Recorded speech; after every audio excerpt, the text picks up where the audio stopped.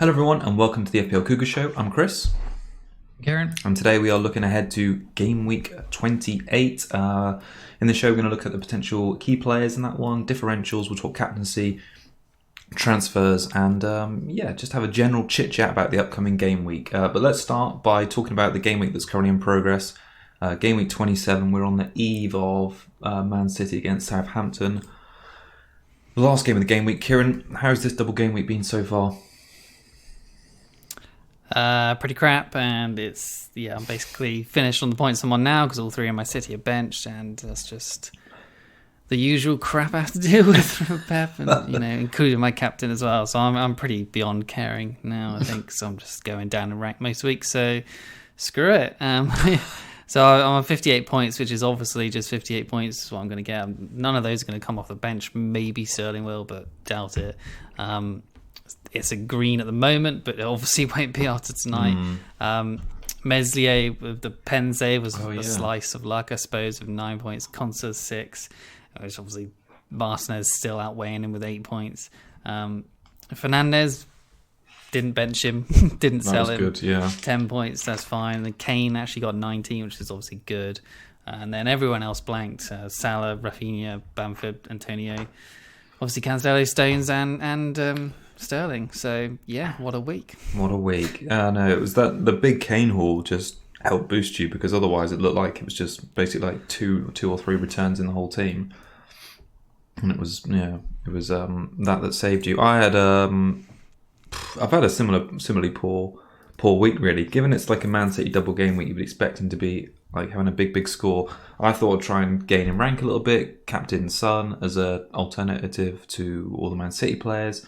Checked the score on Sunday night, I think they played. Saw it was 4-1, was rubbing my hands together and had like one Son assist after I knew all the City players had blanked. So I was a bit gutted about that. Obviously I've got Gundu playing this evening, but I'm not that expectant really. I think he'll just get some appearance points. I kind of feel like it's going to be probably a low scoring win for City. So yeah, I think I had a slight green arrow this week up to 468, but it might be pretty similar by the time, or in 2 hours time. It's typical, we're just recording this about 10 minutes after the lineups are leaked, so that's why it feels raw at the moment.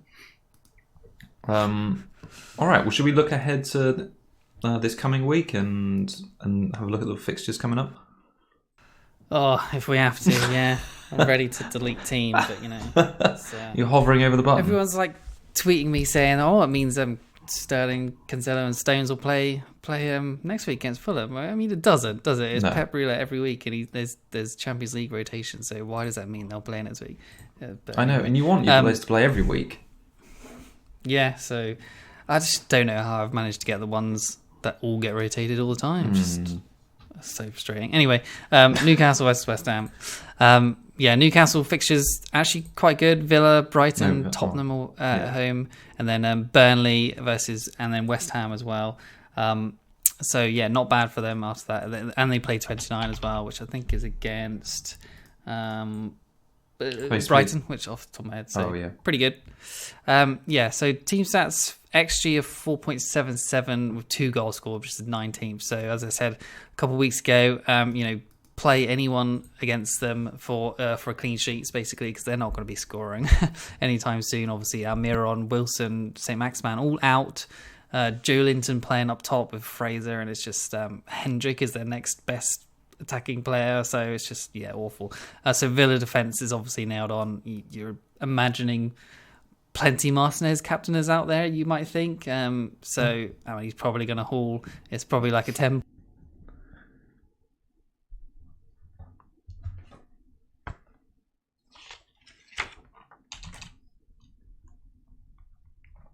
Oh yeah.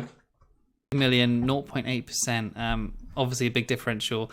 He got a 10-pointer versus Wolves, and he got a clean sheet versus West Brom last 2 weeks. So that's 16 points in 2 weeks. So it's obviously pretty good. Plays Villa without Grealish, we assume, in the blank 29 as well. And this week, he plays Villa this week without Grealish, and then Brighton in 29 for the blank game is what I meant to say. Without Grealish, Watkins hasn't been playing particularly well. Traore's not done well, so could be a clean sheet for Newcastle here. And then Brighton, attack a lot, I suppose, but their XG compared to actual goals is obviously awful. So Lascelles possibly 2 clean sheets the next 2 weeks, which is obviously pretty good for someone you might want to bring in towards the blank week. Highest expected points of all Newcastle players as well for the last 4 weeks of 16.2, but he's actually scored 18, so he's above his expected points, which is rare for a defender. 4 shots, 1 goal, 1 key pass, XG of 0.31. Again, not bad. Dubravka's back in goal, obviously, which will bring confidence to them. Played 90 in the last 4, but they always sort of caveat with Lascelles is can he stay fit for the next 2 weeks? That's when you obviously really want him to, and they play these 2 games. So I'm tempted by him. I've got like Luton looking in my team for someone who I could sort of take out for someone who plays 29. So I'm looking at Lascelles or like a Brighton defender. So maybe Lascelles is the one. Who knows? He's got some goal threat. So, How many players at the minute have you got for game week 29? 9 at the moment with that's including Smith Rowe, but I guess I'll just play him and just hope he's fit. But yeah. Okay. No, I think that's quite a good number too. And I've got 2 free transfers as well, so I need to get two players in, and that should be good to go. And then the plan is after game week 29's finished. Is that the wildcard week after that? Yeah, 30 or 31. I'll wildcard. Okay. Oh, yeah, no, I think it seems like you planned it quite well on the blank front, so that it could make up for tonight, Kieran. It could do. On the Villa side, not going to. Maybe not. On the Villa side, in this one, you're banging on about the Grealish effect. So in the last 4 game weeks, pretty much Aston Villa's 4 or 5 highest point scorers are all defenders. Of course, Martinez. So Martinez, Mings, Konsa, Target. Basically their 4 highest point scorers over the last 4 game weeks. Martinez does lead the way. He's 10 clear. He's had 33 points in the last 4, 10 clear of Mings. I brought him in this week to own him the first time this season, and he rewarded me straight away. There was obviously lots of, not controversy, but complaints that he lost like a save point and 2 bonus at the last point in the game, but I bet you were rubbing your hands together. Yeah. He's been a freak. He's more of a freak than Pope was last season, and 40% ownership. If you don't own him for game week 29, then I think it'd be a good reason to finally bring him in, maybe even for you two. Well, he plays Spurs in 29, so, and I've already got Conser. I don't want a double Villa defence against Spurs, really, when I'm gonna have probably 2 Spurs attackers. So, are you gonna go there after when you do your wild card? Do you think it's too late in the day? I don't think I will. At this point, I actually don't think I will. But I might be stupid, but we'll see. Yeah, just a word on Watkins. You mentioned him, how much he's suffered. So in the last 5 game weeks, he's had a total of 7 shots in the box, but he's had an XG of just 0.73, which is it's really, really poor, way down. It's actually worse than your mate Konsa, who's had an XG of 0.78. So Watkins really hit the bar. Oh, yeah, he did. I couldn't believe that. I was just like, this is the time for him to get a clean sheet and outscore Martinez when he hit the bar, and I was just like, oh no. Now, Watkins has turned into a bit more of a creator, though. Like 6 key passes, 3 big chances created in the last is 5. So perhaps he's taken that mantle a little bit from Grealish. But the fact he's only had 1 return in the last 5 is not good. And probably Villa at the moment, until Grealish back, best to invest in their defence there. All right, Leeds against the unstoppable force Chelsea at the minute. The Premier League hotshots. So Leeds side, obviously Chelsea, and then they play Fulham in 29, I think it is. And then, yes, I got that right. And then Sheffield United after that, and then City, and then Liverpool after that. So it's time we're probably thinking that, when my wild card around 30 is probably the time you want to start selling a few of them, that's for sure. So with the Man City and Liverpool. But, they play well on the counter, so maybe that could be good for them at the same time. But this Chelsea game doesn't seem like it's going to be one they're going to be scoring in. Chelsea played really well lately, scored like 4 clean sheets on the bounce or something like that, maybe 5. So team stats, XG of 7.47, 5 scored, which is 6th overall, which is obviously quite good, but XGC of 8.11 with 8 conceded, which is 17th overall, but obviously got lucky with a Meslier penalty save. And then Bamford, he's still over 50% owned, 6.8 million, and he's back to his championship ways of missing tons of big chances. So against West Ham, 2 big chances missed, 0 shots on target, 1 key pass, 0 crosses, 0 dribbles. So not great, but he did have those 2 big chances, and hopefully on any other day he'd be scoring those and we'd be laughing. But I'm hoping that's not a sort of sign of the things to come, because I need him to perform over the next year. I've got no choice to play him, I think, this week, and to keep him for 29, obviously. But obviously Fulham look pretty good right now, so there's no guarantee of points there either. So towards the wild card, I'm definitely looking to get rid. He's not even in the top 10 for strikers at XG the last 4 weeks either. 12 shots is obviously quite good. 3 big chances, obviously, is good as well. 3 key passes, 0 big chances, 14 points. He needs to step it up pretty soon. And obviously, Chelsea, I don't really see being one of them that he does. But, when you least think Leeds are going to do well, they sort of turn up. When my season has sort of relied on them doing well in certain game weeks, and they've never showed up, so they really screwed me over. And I'm not a fan of Leeds anymore. Let's just say. I do like Leeds, but I know what you mean. They don't have a good record, and they especially don't have a good record in London. I noticed after the West Ham result, I know this game's at home for them, but they haven't won in London this season. Of course, in the blank game week 29, I think they've got Fulham away, so that might be some more misery on their travels for them. But you're right about Bamford. He seems to have stuttered a bit recently, and Rafinha's sort of taken on the mantle for him there. So maybe he'll come good towards the end of the season again. But it kind of strikes me that maybe the momentum might have gone out of Leeds a little bit as the season draws to a close, and they're quite safe in mid-table. So it might be worth thinking about what teams are scrapping for survival, and maybe a Fulham player here or there, maybe. On Chelsea, I don't know. Well, I've been really impressed with their defensive side of things. So 9 games since Tuchel's come in, 7 clean sheets, I think, in that time. And the only time they didn't get clean sheets was against Sheffield United and Southampton, I think. Which is one of those was that Rudiger own goal, wasn't it? Free kick goal.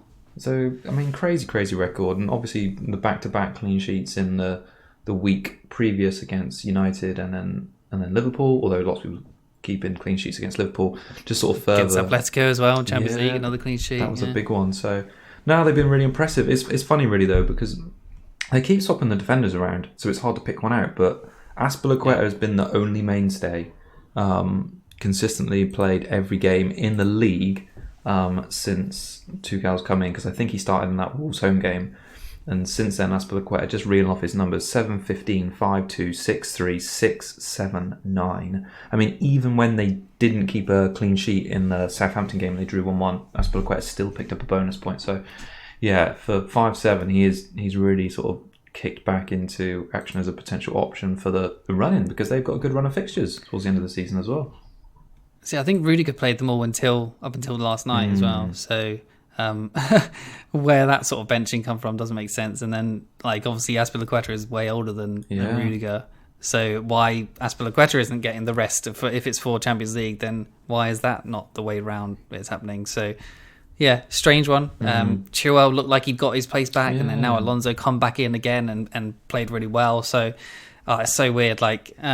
He might even be worse than Pep, so that's why basically no one is sort of picking Chelsea players at the moment, apart from possibly Rudiger, who people had, and obviously got the clean sheet, and no one got really affected by Chelsea's returns last week because nobody owns them. So it's just hard to go there now. They seem to be an avoid team. Apart from Mason Mount as well, he looked like he was playing well, and he got benched, and it's just like, so where'd you go to?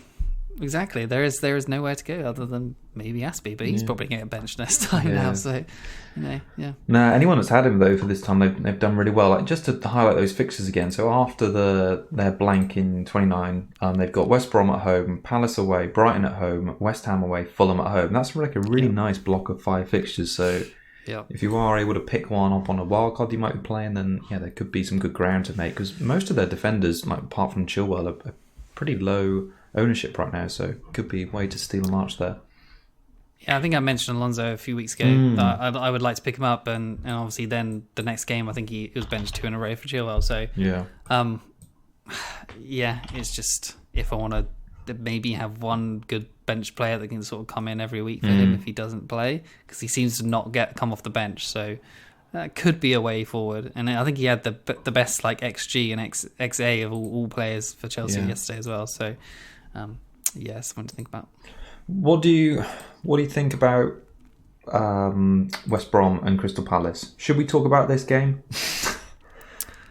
I mean, I was just going to mention Benteke quickly. Okay. I thought he's been quite good recently. 5.5 million, obviously, 0.7%.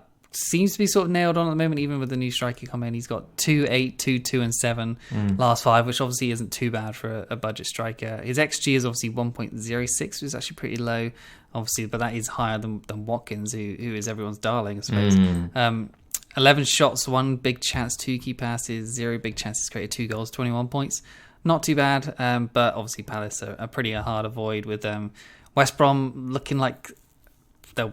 I don't know. This could be probably a 6-pointer like the last one Palace was, or West Brom was. Sorry. And then they're not playing in the blank. They got Everton and Chelsea and Southampton after the blank, so those are all tough games. So I think it's just a void, isn't it? Even Zaha, who came on second half, didn't do anything at all in that game. So just avoid. They've given themselves too much to do, I think, West Brom as well. I mean, their form in the last 5 games isn't bad. They've only lost once, but they've had only 1 win, 3 draws. Like, their defence has been real beneficiary in that time. Ben Johnson's been 3 clean sheets in 4 for him, and them 7, 10, 2 and 8. But I feel like the fixtures for them after this Palace game are pretty dire. So Chelsea away, Southampton home, Leicester away, Aston Villa away. They're a pretty tough run. So I mean, Johnson is only 4.5, and he's been there or thereabouts all season. And the number 2 Button is 3.9. So if you do fancy like a cheap keeper combo until the end of the season, it's definitely viable. But yeah, apart from the defence at the minute, nothing really from West Brom is standing out for me. Yeah, let's move on then. Everton against Burnley. I got a bit of a bone to pick about Calvert-Lewin. Like, we didn't do a show last week, but I triple captained him in the double, and he got 2 twos, and then he also got obviously a blank in the game against Chelsea. You and I both had him in Project Restart, like at the close of the season last time. Do you feel like Everton? Because I kind of feel like a lot of teams almost are starting to wind down now. There's 10 games of the season left, so maybe it's a bit harsh, but do you think Calvert-Lewin could have like an end to the season like he did last year, where he winds down a little bit and he's not as prolific? Well, maybe. I mean, the sort of tweak of formation or sort of tactics have sort of not helped him, because they've seemed to have gone about sort of like 2 up topish and like a bit of a diamond, and Calvert-Lewin's gone towards a lot wider lately. So, I mean, he's had 5 shots right over the last 4 weeks, with 2 big chances, which is obviously good, 2 key passes. But like, in comparison, he's not in the top 20 for all strikers the last 4 weeks. McGoldrick, Vidra, Joe Linton, all those have had more. Welbeck has had 6 shots, 1 more than DCL, and Welbeck's only played 95 minutes, and DCL's played 298 minutes. So, that's what's going on with DCL at the moment. I mean, fixtures are still good. Burnley, obviously, they obviously had the blank, but then after that, they had Crystal Palace, Brighton, Spurs. Those seem like okay for returns, but you know, his new sort of position is not helping him; it's helping Richarlison. Richarlison's hit some form. So yeah, I mean, obviously you're pretty mad about him, and you're probably gonna want to sell him, I guess, pretty soon. Yeah. Although those fixtures do look pretty good still, so.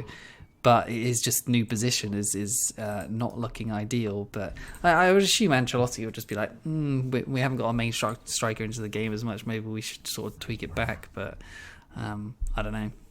No, jury's out. Yeah, it seems like typically, like Richarlison played his way into the team, and he's now taken up most of it. And he's quite a selfish player, but fair enough. He wants to score goals, but it's not helping DCL's cause, and he was like a real good asset, I suppose, when he was up front centrally on his own, because you knew most of the chances were going to fall for him. And now if he's having to share or even get less than half the chances with Richarlison in a team that don't create very much, he's just a bit less appealing. A bit like what's happened to Bamford at the start of the season. Rafinha wasn't there, and he wasn't like, and Bamford was able to take most of the attacking returns. That's definitely switched around a little bit, and it feels like it's going that same way. But no, I think I'm going to despite the home fixture against Burnley, I'm going to get rid of Calvert-Lewin this week, because he doesn't play in that blank one. Move on to... You thinking probably like Kane? Yeah, I'm thinking I'm going to do something crazy to mix it up. I might go triple Spurs attack. I might go Salah to Bale and Calvert-Lewin to Kane, and then give me them for the Arsenal away game, and then for the blank one. But Yeah, he's a bit of a sticking point at the moment because he's such a good price and he's been so good this season. But I think recent change, and it's a shame because looking at the stats, the reason I've made the triple captaincy choice on him is before those two games, he'd returned in like 3 games consistently before that. He'd had 4 returns in games against Liverpool, United, and Leeds. So he looked good. And but it's just typical timing really. And since then, he's been a bit of a fluffer. You kind of have to go upwards from him as well because no other sort of strikers are playing well at the moment. Honestly, like my front line of obviously Kane is good, but then Bamford and Antonio, both of them are not playing well at the moment. DCL, you can't really go down to them. Antonio's got United, Bamford's got Chelsea. You can't really go down to either of those. So then if you want to go up to Kane, you've got to sell someone like a Salah to a Bale, and then there's not many choices in midfield that are performing well at the moment either. So I kind of wish a Vardy would sort of show up soon or something like that, and then just break up the template. But not ideal. Not ideal at all. On the Burnley side of things, I don't really fancy them much in this game. They've been surprisingly poor recently. I think it's like 2 clean sheets in the last 12 or so games. I stupidly played double Burnley defence this last game week, but they've been on a bit of a rotten run really. I think since game week 20, just 2 clean sheets, and they were at home against Brighton and Fulham. At home against West Brom and away against Palace. They've slipped down a little bit, and in sort of my estimation, I do kind of think this tends to be this should be an Everton win in this one, and really there's no one from the Burnley who I want to recommend this week. I'm looking at Pope and thinking, last week I had to get rid of him for Martinez, and that's paid off already. So I think if people are still on Pope and they're looking for an easy transfer to fill out a player for game week 29, then that's probably a good move there. And Lowton may be on his way soon as well for someone with better fixtures. If I can find a way to get to a Chelsea defender from him, then I might try and do it before the end of the season. Yeah, Lowton, speaking of, I'm thinking of selling him, but he's had, I'm just scrolling down my notes here. He's had 10 key passes, I think, which is like the third of all defenders at the moment. And I was just thinking, what the hell, Lowton? Because he never really does anything, and he got that sort of ghost goal as 1 per year sort of thing. And he's coming up with the key passes. Like, only Shaw and Trent have had more. Strange one. I kind of feel like Everton don't score in this game for some reason. But I'm thinking of selling Lowton for sure to get someone for 29. I'm trying to go as cheap as possible so I can get money off the bench. The Veltmans, the Cells, that sort of area. But not playing him this week, that's for sure. 4 big chances created as well for Lowton in the last 4 game weeks. That's actually the highest of all defenders, now you mention it. So how many? I know. Yeah, all right. He's looking all right, yeah. Maybe I hold on to him for a bit longer. All right, next fixture to look at is the last one on Saturday. Expect some more rotation. It's in-form Fulham against out-of-form Man City in a big clash. I say that, obviously not knowing what Southampton's going to be, but let's just say for the sake of it, it is. Fulham look really good. 1 loss in the last 5, 2 wins, 2 draws. Obviously the big win at Anfield. Level on points with Brighton. Just goal difference, I think, keeps them in the bottom 3, and they're a point behind Newcastle. So it could be soon that we see them jump out of the relegation zone, and they deserve it. They played really well. I'm thinking I've got Triple City, but I think Fulham could keep them out here, honestly. Really? Okay. Or they could keep them to quite low, because they've done it. They did it against Liverpool. I don't think. I mean, City are going to create that much more than Liverpool. So, I think it could be like a 1-0 or something to Man City or something. But I don't see them scoring a lot because Fulham have only conceded 1 at home in the last 4 matches, and then they've played some good teams in that time. So, not bad. XGC of 4.81, which I think was 4th overall for all teams. And considering Fulham were just shipping goals at the start of the season, Anderson and Tosin have been absolute monsters at the back for them, and Areola's started to show up as well.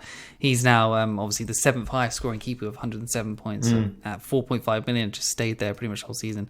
And he's the one I'm looking at as a possible player to just set and forget on the wild card. Him and Fabry at 3.9. Nice. Not bad. So he's had 2, 11, 3, 2 and 6 the last 5 weeks, getting He's had 5 extra points from saves the last 4 weeks as well. Obviously plays Man City this week, but I see him getting quite a few saves, possibly. I mean, I'm not saying he's definitely got a clean sheet, but he could do. And then obviously plays 29 against Leeds. You're thinking maybe that's a tough one, but it could be a 0-0. So I'll probably play him over Medley. I've got both of them, which I think is unfortunate. But so yeah, Fulham at home, and I think that's the sort of sticking point there where I'll play Areola. But then again, I've got 3 Leeds, so I may as well go all in on Leeds and go all 3 of them. So I don't know, but yeah, I like Areola. I'm looking at him for possibly the end of the season. Like, I think their run is pretty good as well after the blank. Yeah, it's all right. It's okay. And I kind of feel like he's the sort of keeper that will come up. Well, if Fulham do stay up, which I kind of feel like they've got the momentum to do now, he could be a really nice set and forget 4.5 next season as well. Like from the start, because you know what you're going to get from a Scott Parker Fulham team now, and if they can continue this form into next season, I think they could be a good shout. Was he just on loan or did they buy him? I can't remember. I don't know, to be honest. Yeah. Okay. So 29 they got Leeds, then they got Villa, Wolves, Arsenal, then a blank in 33, which is obviously not ideal. But then they got Chelsea, Burnley, Southampton, Man United, Newcastle. So I think those are all okay, and if their defence keeps it up like they have been, then I think that's a fine set and forget keeper. I think they've got such a good chance of staying up. Like, only 3 teams in the top 4 until the end of the season, and home games. I mean, the fact they play Newcastle at home on the last day of the season is huge. They've also got Burnley at home, which they should win. So I think there's definitely winnable games between now and the end of the season for them. So yeah, and I like Fulham, so I hope they stay up. Yeah, I think it's Sheffield United, West Brom, and probably Palace, I think, is the one that's going to go down. Yeah, no, but I agree. Yeah, I kind of agree. Well, Palace, you say? Yeah. You think Palace are going to go down? Interesting. Yeah, I think they will. They're quite safe at the moment. Are they? Yeah, well, I swear they're only like 2-3 points clear. No, that's like 8, I think. Yeah. Oh, is it? Okay, yeah. Maybe Newcastle then. I think it'd be Newcastle or Brighton. I'm not quite sure yet, but yeah, Brighton have been so poor in front of goal. I watched like a compilation on YouTube of all these like big chances they've missed this season, and most of the video is just that game against United from like Gameweek 2 when they just hit the post so much. It's incredible. On Man City, I mean, I don't want to have to bring it up to you, but Sterling has been their mass underperformer. He's had an expected points of 32 in the last 4 game weeks, 5 big chances, XG of 2.5, just 1 goal, 7 key passes, 1 big chance was created, and just expected point or actual points of 19. And annoyingly, it's been Mahrez who's been like king of the points for them. 36 points for him in the last 4. It's ridiculous because you look at Mahrez's XG and it's like 8 points worse than Sterling, but he's outscored him by like nearly 17 points.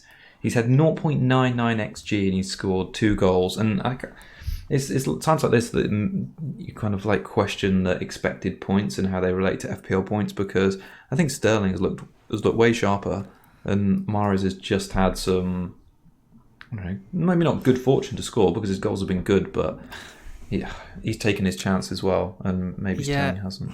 I mean, Sterling missed that absolute sitter against United, where it just went through his legs over the top of Maguire and Lindelof's head. That's just like, that's just a sign for the week as him captain. And I think he's looked good. A lot of people have said he's looked crap, but I think he's looked good and been making intelligent runs, and it just hasn't sort of fallen for him. There was like 2 or maybe 3 goals or something in the one before where Jesus scored like a couple. Yeah. And like it could have just like bounced off him and gone in or something, and he just happened to miss it every single time, or just like a deflection or something. And that sort of one that was like he got sort of tackled, which I still think he got the last touch and it went off someone. He could have got an assist to that for that one. For I think it was for Mahrez maybe. Oh yeah, he was so unlucky that game. So unlucky. Yeah, exactly. That's what I mean. Like, he's been super unlucky, and I feel like my FPL season has come down to picking him instead of when De Bruyne got first injured. Picked him instead of Gundogan, and I haven't been able to spread my funds elsewhere to be able to get the other people in defence, and to be able to get Pope, to get Martinez. I haven't had those funds, so. Yeah, it's Sterling screwing me over a little bit. I don't really blame him because I think he's played all right. So I blame Pep, I suppose, of just keep rotating him because I don't know, just I'm loath to sell him because now he's been benched and I want him to play against Fulham. So it's just roulette every week, and it just pisses me Yeah, off. I get sick of it as well because you just don't know what team he's going to play, and you invest heavily in like one side, and like you say tonight. Well, I mean we've got Stones and Cancelo the same, but you look at like what would be a good fixture in a double game week, and we said this maybe 2 weeks ago. Like even if Man City got a double, it's still quite likely it's only a single game week for like 50% of their team because he's just going to rotate so much. So it's difficult. Yeah, I hovered the finger in Gameweek 26 of Sterling to De Bruyne, and De Bruyne played both. Sterling played one, I think, and now this week I was like, oh yeah, Sterling will play both. Still only plays one. De Bruyne plays both again, and it's just like you can't win because you think, oh, I'm going to take a -4 to get Sterling out for De Bruyne when De Bruyne's only just come back from injury and rotation as well. It's just like, it's just not gone well. Do you think that's why De Bruyne's been a bit quiet since he's played? He's had 5 appearances since he's come back from injury. He's had 1 return, which was an assist in the West Ham game. He obviously didn't have any goal involvement in that Wolves 4-1 win. Do you think he's, not quite up to match sharpness yet? Because he looks like he's a bit off the pace still. He was a bit sloppy last against United, but then he did also create something like 8 chances or something. So, yeah, I think he's just been slightly unlucky, and maybe he is slightly not fully fit, but at the same time, he seems to still be playing them all, and I guess that doesn't matter for FPL if he's playing them all. I think on wildcard I'll get De Bruyne and Diaz and just leave it as that probably, and just not worry about it because those two seem to play all the time. So you totally over Gundogan now? Yeah, I'm not going Gundogan. It's just another player that I haven't got, and I just feel like it's too late because I think he's playing a bit too deep now. Yeah, I just had a look, last 4 games for him where he seems to have played a bit deeper. He's only had 4 shots, like 1 per game, and his stats haven't been exceptionally high during that time. So yeah, 0.7 on the old expected goals, and I think it's 0.3 on the old expected assists. So yeah, the fact that he got that assist for, was it Jesus or Mahrez that tapped it in the 4-1 game after coming on the bench? Jesus, yeah. Yeah, even I felt like, God, I just don't deserve, because there's so many people that had captained him and I hadn't, and I was just like, God, people, they just don't deserve that. Nope. But anyway, it's just how it goes. Whereas sometimes. Sterling played the whole game and was just super unlucky to not return, and he just comes on and gets that. That was ridiculous. All right, well, let's move on to Sunday, and we'll rattle through the rest of these fixtures. We've got to talk about Southampton against Brighton first a little bit. I mean, Brighton we mentioned just a minute ago. I think they're going the wrong way towards relegation. 3 losses on the bounce now, so I do think they're probably due another loss. They do typically okay in this game against Southampton. They're okay when it's the one on BBC this weekend. But yeah, do you see a Southampton win here? Well, like I said, I'm looking at a Lowton to a Veltman or sort of like a Burn or a Lascelles, and I think Brighton with the fixture in 29, and they've actually got the best XGC of all teams at the moment. So and they've played Newcastle in 29. Yeah, I think it could be one of those. Even though that those fixtures they've had great fixtures and they haven't had a clean sheet in any of them recently, but they're still really up there for expected goals conceded. So, yeah, I think I might go there. Without Ings, I don't think they look as good, obviously. So, yeah, I think a Brighton defender is where I'll probably go. But anyway, Saints. Okay. Yeah, XG of 6.26 of 4 scored, which is 12th, and the XGC of 6.41 with 7 conceded, which is mid-table as well. I did have stuff about Forster tonight. And he was playing 4-0 last 2 games, and now McCarthy's just come back in tonight randomly. I don't know. He plays 2 games and then gets changed again, which makes no sense to me. So, and I don't think McCarthy was injured. I thought Foster did quite well as well. Exactly. So yeah, strange. And then Adams, 5.8 million, 4.6% owned. Was decent value the last time Ings was out injured. So. Yeah, 1 return since week 23, obviously not great. Fixtures after City look beyond the blank are okay-ish. They got Burnley, West Brom, Crystal Palace. Obviously, well, those are pretty good, actually. But they blank in 33 as well, like Fulham and City, I think, do as well. So, yeah, one to keep in mind, I think, for sort of value area. Low-owned, and you assume he's going to play them all with Ings out. So, I'm looking towards Adams eventually, possibly. Yeah, no, I can see the merit in doing that. I do think it's strange you're interested in a Brighton defender. I know they play that Newcastle game. I suppose if you're going to wild card them out afterwards, I just feel like they're really slipping. Like no wins and 5, and I don't think how many clean sheets have they got in that time? Not They sure. got many? No, I don't think they've got any clean sheets. No, they got 1 clean sheet in the last 5 against Villa. I don't know. It seems a bit of a risky one. It's only them or Newcastle defenders I can go for at cheap. True. So need to pick the least of the two evils, I guess. Yeah. Yeah, I suppose it's just straight shoot, isn't it, between someone like you say, Veltman and Lascelles, really. I mean, like I said, like the Brighton XGC is literally the best in the league, so that's got to mean something at least. Yeah, that's true. Compared to Newcastle, who have no attack, who are going to be defending for their lives, you expect Villa probably to at least score. So this week, and then Newcastle against Brighton. Brighton have been missing loads of big chances. So you expect them to probably score as well. So I think Brighton overall is probably the better choice. Yeah, it could be a sneaky punt on Lallana or Mapai for some people who are really chasing in Game Week 29. Absolutely not. Thank you. No, thank you. Jesus. All right, Leicester against Sheffield United. You were talking about Vardy a little bit earlier. Well, I want to mention his sort of partner at the moment, Ian Nacho, 5.6 million, 0.7% owned, without Barnes and Maddison in the team. So he started 3 in a row now, 2, 9, and 9 in his last 3 games, with Vardy blanking on all of them. So he's sort of picking up the mantle a little bit.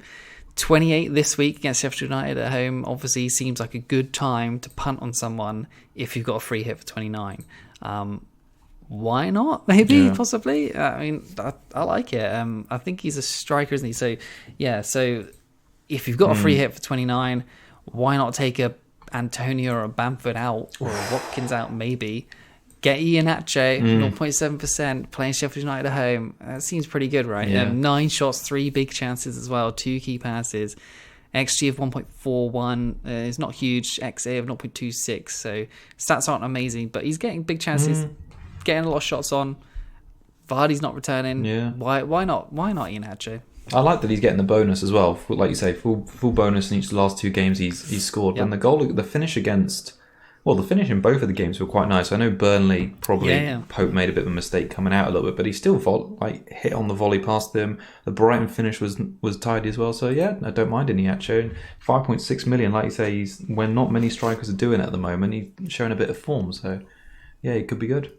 Sheffield United doesn't really, as per it's been pretty much the whole season, really not much to say about them. 14 points.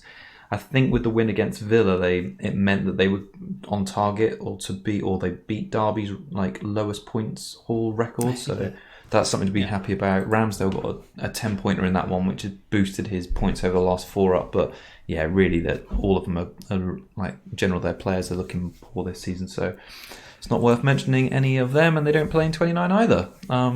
What happened to just brief? What happened to Bulldog and Stevens? They were so good last year. They're just on marauding wingers and or wingbacks, and that's just. I don't know. They've had nothing this year at all. It's really strange, isn't it? It's like they've been. Well, it's almost like they've been found out a little bit playing that style. But even still, you'd expect them to be. Well, getting more chances. I was just having a look at the Stevens and Bulldog chances now. Bulldogs had 1 shot in the box in the last 4 game weeks. Stevens had 3, 1 big chance. So there's still a little something there. I suppose last season they were comparing off of quite a few clean sheets as well. Yeah, it probably made them a bit more enticing. Yeah, but this season they've been really not good picks at all. Yeah. All right, Spurs again. Arsenal hosting Spurs at 4:30 on Sunday. I always used to think this was like the Super Sunday game, but now there's so many games every Sunday. It's hard. This is still like the prime time slot, I think. Let's say it's the prime time slot Sunday fixture. That's much snappier, isn't it? It's always good to have a real snappy. North London derby. Yeah, that's the one. You're relying on Smith Rowe to step up his recovery ASAP. Obviously make it into your first 11 in this one, but not really.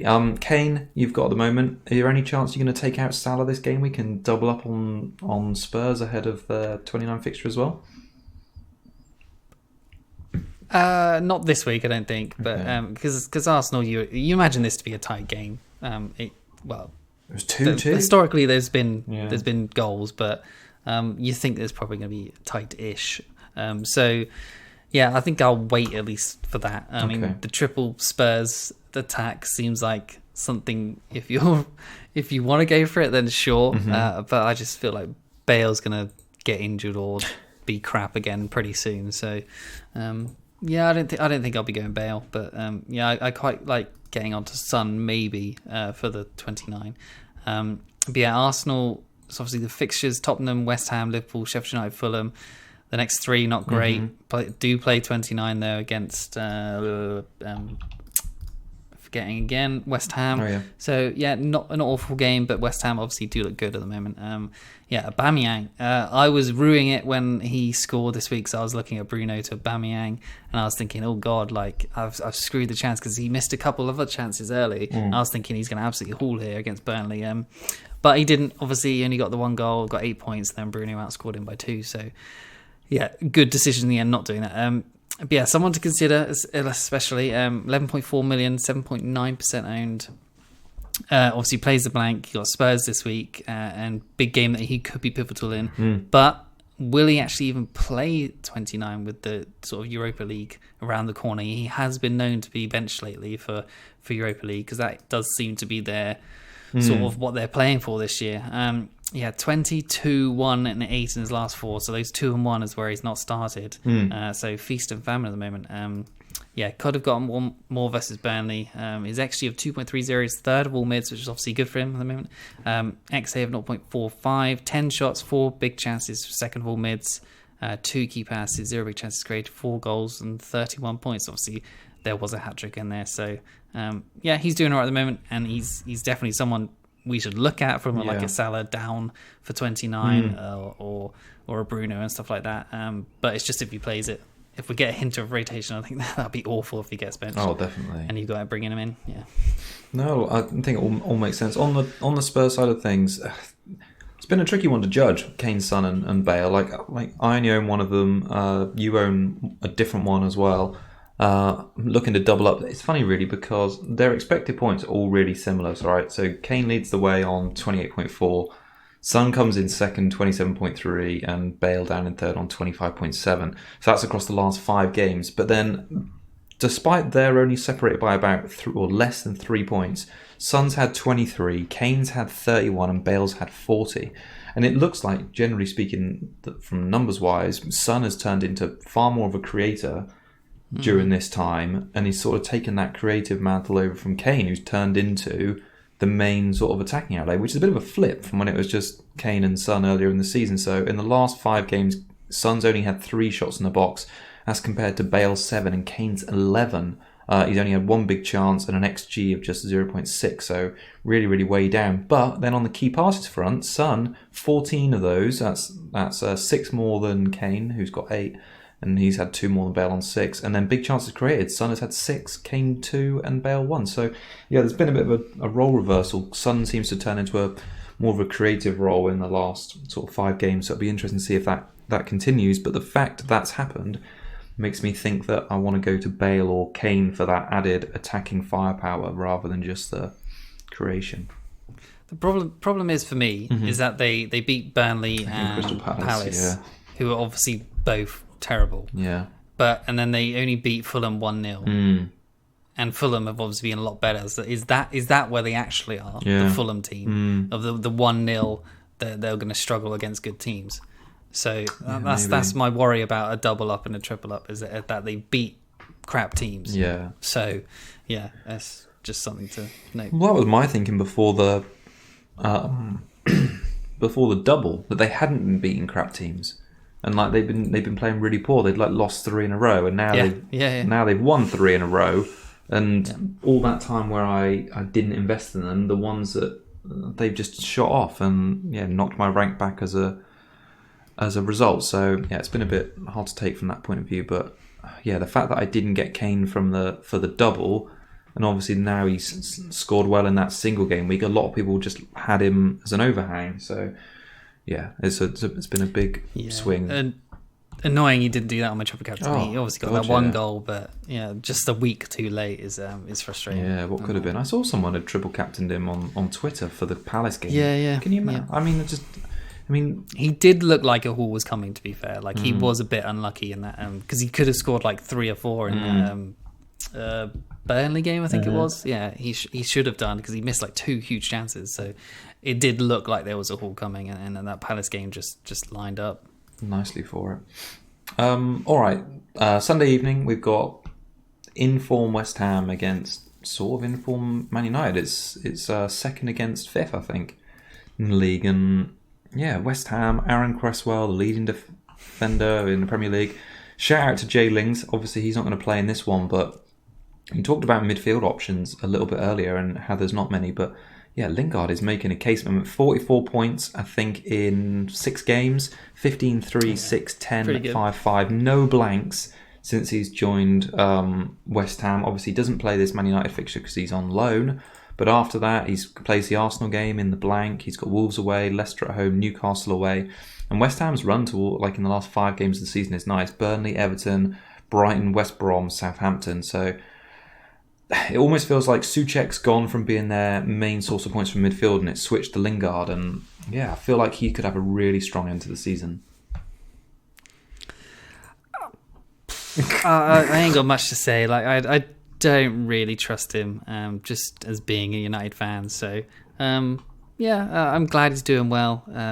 Shouldn't have taken the penalty off. But although I'm glad he did because he got the Meslier save points because it was an awful penalty. Yeah. But yeah, I don't know. I think Antonio's enough for me. But yeah, we'll see. They've been good defensively as well. I mean, Cresswell racked up another assist and a haul the other night. I've not owned him once this season. Top scoring defender, just 5.8 million. Shocking. Yeah. And yeah, 3 clean sheets in their last, I think it's in their last 5 games. And they put in a pretty sturdy performance against Man City as well. So yeah, I think there's still continue more of the same to come from West Ham until the end of the season. So yeah, I might consider Lingard after the or for the blank. Yeah, and I know I've got Bruno captain, but it does worry me that their form, and it does make me kind of want to just play Coufal because they could get a clean sheet, and especially with assuming Rashford is injured and doesn't play, that's a big loss. So yeah, slightly worrying because loads of people have obviously sold him, and nobody has this worry about Fernandes of captaining him, but.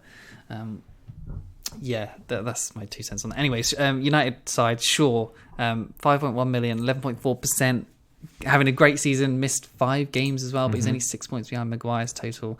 Obviously, very consistent lately. Since week 21, he's only blanked twice. He's got 6, 7, 3, 8, 2, 6, 6, 14, and he's played Arsenal, City, Chelsea, and Everton in that period. The highest expected points of all United players, except for Bruno, which was 24 for the last 4 weeks, and only 1 point behind Bruno in the last 4 weeks for FPL points. But there's obviously that 6 million price gap. So yeah, Shaw proving value right now. XG of 0.35, XA of 0.59, 2 shots, 0 big chances, 14 key passes, which is the highest for all defenders. 0 big chances created, 1 assist, 1 goal, and obviously 14 key passes is pretty huge. Creating chances and key passes for fun at the moment. Trent is the next closest on 11 as and Lowton on 10, as I said earlier, which I've got WTF there. Bruno, obviously the first player this season to hit 200 FPL points. Next closest, he's on 206. Next closest is Kane, 182. So that's a big gap there for someone being well ahead. Obviously Salah's done it the last few seasons. But yeah, Bruno, points machine right now. I don't know why anyone wanted to sell him. And I mean, the fixtures looked like it could have been a good time, but why are you selling the highest point scorer in the game? It doesn't make sense to me. So I'm just going to stick it on Bruno captain. He got points versus City. He can get points versus West Ham, can't he? So yeah, that's where I'm at. What do you think Bruno can end on this season? So he's got, I think it's 11 game weeks to go. And he's on, so 11 game weeks, you'd kind of think he gets 2 appearance points. So that's what? 40 odd points for that, so that would take him to about 246. Salah got 260. I think season before last. I think Salah's best is 303. Do you reckon Bruno's got a chance at getting near that? 32 goals and 12 assists. I'm gonna say he'll get like 280-ish. Would be about 280. Yeah, I think around there as well. But I know it's a difficult one this week. I mean, talking about captaincy just off the back of this game because we both got Bruno, but it's one of those game weeks where it's hard one to call. Like, Leeds are quite heavily owned. They played Chelsea, who haven't got many tough ones. West Ham are sort of like another mid-value team that well invested in. They've got Man United away. Like you say, Fulham are going to be tough for Man City, and I think obviously, like you say, the North London derby is a hard one to call. So I think for most people's teams, it's actually going to be quite a difficult game week to judge, really. Yeah, my team looks rough, and I'm relying, I think, mostly on the City players, which is an awful thing to rely on. I know. So yeah, but even though I think Fulham will do well, so yeah, it's gonna be a rough week all round. I think a low scoring week. All right, should we wrap it up with a rough looking team at the moment as well? Well, we got one more fixture, Wolves. Yeah, that's what I mean. On Monday night, the laughable team, Liverpool. Oh yes, 6 losses in a row at home. Oh, getting worked, and they look. Yeah. I mean, it's not like they've been unlucky. They look awful. Like they've just totally lost their identity, and it's a bit. Even as a United fan, it's a bit sad because their football, like you have to admit, was amazing for the last 2-3 seasons. The way they built up. I don't have to admit that. Well, no, I suppose I don't really. They were shit all the whole time. But no, the way they built up momentum, chased City down, and then won the title in front of no fans in the stadium, and now when the fans are back, they're shit again. It's just really unlucky. But no, they've fallen off a bit of a cliff recently, and Salah, of course, 4 blanks in his last 4 games. I think it's 5 blanks in the last 6 or 7 for him now. So yeah, I'm on the edge of getting rid of him this week for Bale. What do you think about Salah at the minute? Yeah, I mean, you can see why people are selling him. I don't think I am, because I think Wolves have been absolutely terrible defensively. So, which obviously historically hasn't been the case, but it seems like it's a good time for Salah to possibly get back on the horse. But then we thought that last week. Yeah. So, yeah, I'm not selling him yet. I guess that's my season in a nutshell. I've been very stubborn this year, and I haven't got onto the players that have started just doing really well, and I haven't sold players who've started being terrible. So yeah, usually I'm the other way around of just not worrying about it. But yeah, Salah stays for me this week. Wolves XGC of 9.93 is 18th overall. Wow. So yeah, and obviously they're 16th overall for XG. So they're struggling on both sides. I think this is probably, you think, a Liverpool get right game, even though Wolves are historically a tough team. Yeah, for Wolves, their best scorer is Cody, which again, historically, on 26 points the last 4 weeks is very strange, because Cody usually does absolutely nothing in FPL terms. So yeah, 31 onwards though for Wolves. They've got a great run of Fulham, Sheffield United, Burnley, West Brom and Brighton. So Neto, Seiss, Cody, I guess, should all be considered on a wild card. Yeah, I'm definitely looking at someone like Neto who can hopefully just chip in a bit. But like I said, their XG is pretty bad, and their XGC is pretty bad as well. But with better fixtures, possibly a team to look at. Yeah. I miss the days you check in on a Wolves fixture, because Jim Jimenez was playing and he was going to get a goal and 3 bonus points every week, and there's been nothing there. Like, they're just so soundly around mid-table this season. Like, they're not pulling up any trees, but they're not in any danger of getting relegated. They're just such a meh team from a fantasy point of view. So maybe I shouldn't bother from 31 onwards, because they are just so meh, as you say. They got nothing to play for either. I think it's time to start looking at the ones that teams have got things to play for. I'd sort of say all the teams chasing Champions League, from like Everton, Tottenham, West Ham, Chelsea, Leicester, and Fulham, maybe Brighton, Newcastle and Burnley, maybe as teams at the bottom who've really got to start scrapping. But I think they're one of the teams for me. I'm just like, ugh. Even someone like Trent this week, you'd expect, because he's just been benched. He's probably he could be great this week. Obviously, with Wolves struggling on both sides, it looks like a clean sheet. You expect it. Wolves are probably going to get a score because Liverpool's that bad at the moment. But on paper, it looks like a great game for Trent, Salah, Robbo, all those guys, it looks like a good game. Yeah, true. I mean, Salah's stats haven't been bad, really. Like, the 4 big chances in the last 5 games, XG of 2.1, only 1 goal, 5 key passes, 1 big chance. The fact that he's only got 16 points from an expected of 28, so, yeah, massively underperformed. But, yeah, for me, I think I'm going to get rid of him. Did you see he got sniped down again in that game? No, what? He got assassinated again. There was another sniper in the stands. Really? It's just, it's the exact same of him, just like, whoa, just like diving on the floor. That's embarrassing, isn't it? Hilarious. I feel like having Jota back should make them a little bit better. Liverpool. True, I've seen a few people already go for him, and I quite like that. Jota should play a few because they sort of need something different just to spark them again, don't they? Yeah, and Jota was good before he got injured. Like, he looked like he was almost becoming a viable pick over Salah and Mane. Like, he had some good scores, 9-8-2, 9-9, and he had 4 goals in like 5 games before he got injured. So, yeah, he was good. We'll see what happens. So he needs to get up to match sharpness, I'm sure. Salah could get benched, to be fair. Mane and Firmino were, weren't they? So, the last game, but I guess taken off, once Champions League is done, I guess he doesn't really need to be benched after that. Have they got Champions League this week, or is it next? Yeah, I think it's. I think it's tonight they're playing. Okay, actually. Yeah. I'm sure someone will know. All right, cool. That about wraps it up for tonight. Should we do something for people watching in the future? The Man City Southampton game is ongoing right now. It's 0-0. Do you want to make a prediction, and then people in the future will laugh at our predictions and say, "Ha." Let's go 1-0 Southampton because that's what I really want. That's what I was going to say. I'll say it'll be 2-0 Southampton because I want that too. All right, cool. Let's just that was easy. Really, I think it would be close. I'll say 1-1 actually. Change my mind. Let's just talk really briefly about your transfer plans then. So I've got two free transfers, so I'm thinking of just to Lowton to a Veltman, Burn or a Lascelles. Bench possibly one of Rafinha or Bamford, not sure which one because I don't see them getting much against Chelsea. Mm-hmm. And just then have 2 free transfers to be able to get 11 players in the blank next week. So Nice one. I think I've got 2 free transfers as well. I'm going to get rid of Salah and I'm going to downgrade him to Bale, and I'm going to use the money to get rid of Calvert-Lewin. So I'm going to get rid of 2 players who have been a bit meh for me recently, and then get 2 players who have been looking a lot better, and just hope that they continue it against Arsenal and Fulham. So, and then, like you say, it'll give me more players for that blank. I don't even know if I've still got my wild card.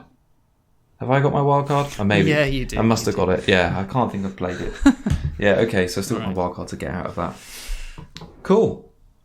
All right. Who are you going to captain? Oh, Kane? Yeah, I could captain someone a bit different, couldn't I, rather than Fernandes? Yeah, maybe Kane. Maybe. Oh, you've still got Bruno, haven't you? Yeah, maybe Bale. Yeah, no, I've still got Bruno. No, it'll be Bale or Fernandes. I won't captain Kane. Okay, what do you think? Bruno for me. Bruno for you. Okay. All right. Any more to add? Nope, that's it. Cool, super. Coming in at under 1 hour, the FPL Cougars show. Thanks everyone for joining us. If you've got any questions, drop them in the comments below. We'll do our best to get back to them before the game week kicks off on Friday evening. Get your transfers in before then. Cool. Cheers everyone, and goodbye from me.